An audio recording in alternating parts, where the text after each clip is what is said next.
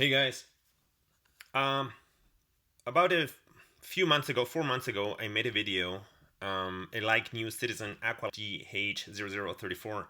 GH003401E, and I mentioned this watch was manufactured only in 1992. And there's a gentleman, he says that the dials for actually this line, the PVD coated stainless steel, and the dial featured or on the CQ1063 and CQ1021 two-tone watches are the same.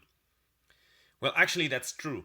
I checked out the parts, and actually, both dials are the same. Let me tell you about some other information this gentleman told me about. So, he claims that there's a base metal IB JH3401E from May 93.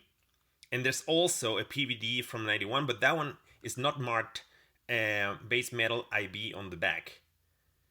I'm not saying that he's wrong. I'm saying, the claim whether this watch came, this watch came out, prior to 1982 may be true actually. Okay, whether it's true or not, I don't know.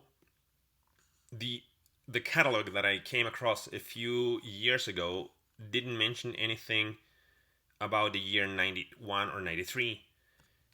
As far as I know, this watch came out in 92. I haven't come across any of those. So let me show you actually a website I came across actually here. It's in Italian, but look at this, guys. Scroll down here and you're gonna find a genuine. No, not a genuine. This is not a genuine GH00.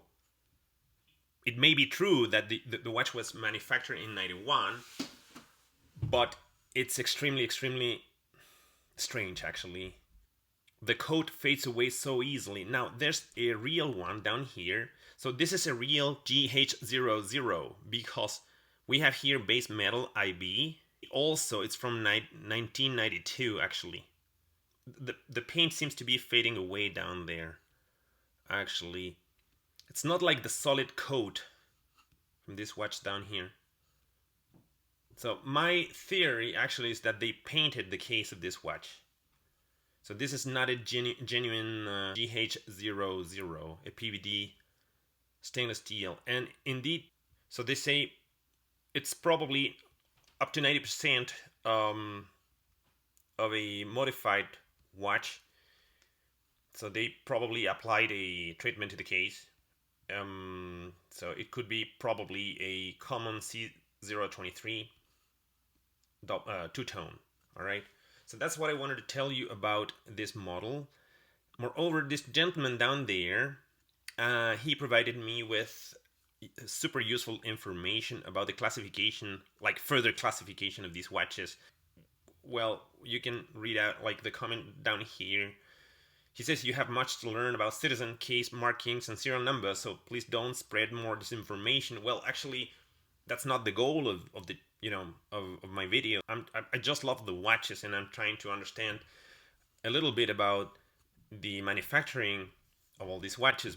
So he says he's got some pictures from the JH0034 from April 93 from an old eBay auction. Well, guys, listen, you have to be careful because there are lots of fakes out there, okay? Because this model, believe it or not, is the rarer. It's even more rare than the titanium, okay?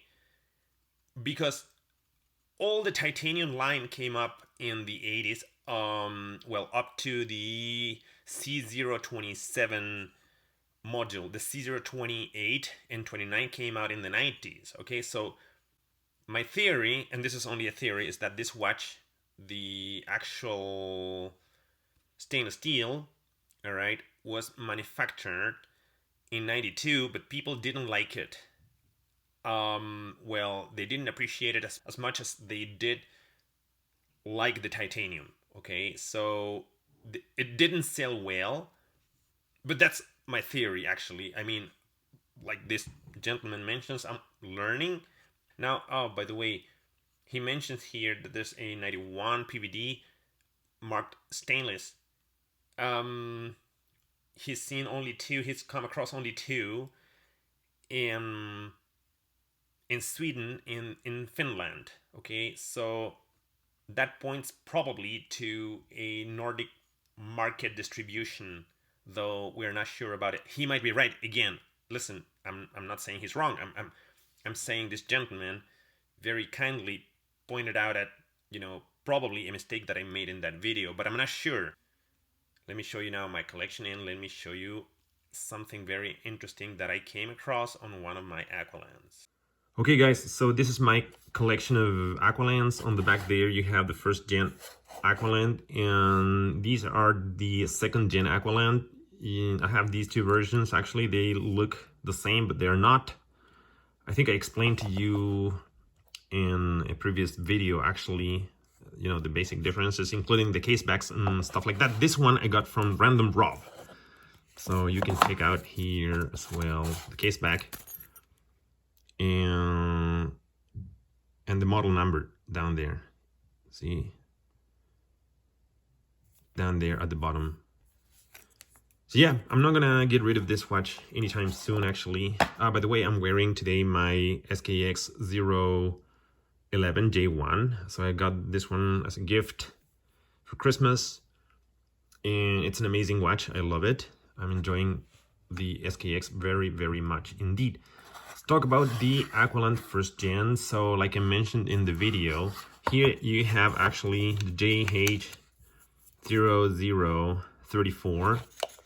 This one measures depth in feet. So actually, guys, what this gentleman mentioned in the video, it was that these two, this is brand new C023 two-tone.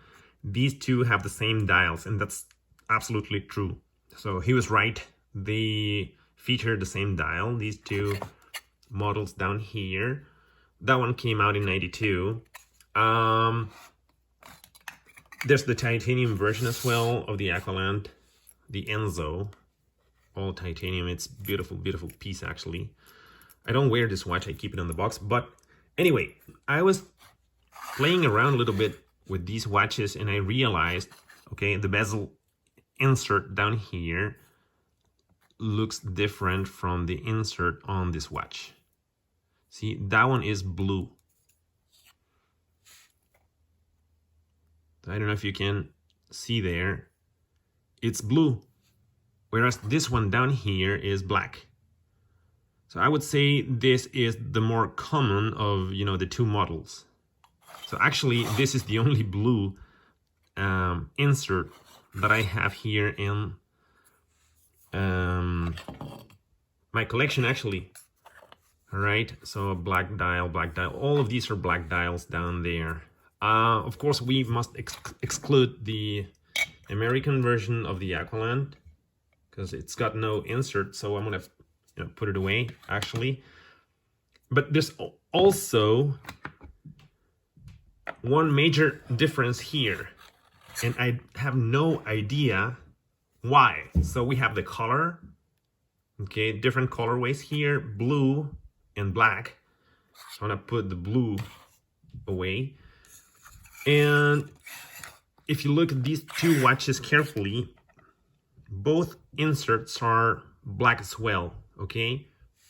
But the contour, the circumference of the insert here is thicker than the circumference on this insert, on this bezel, actually.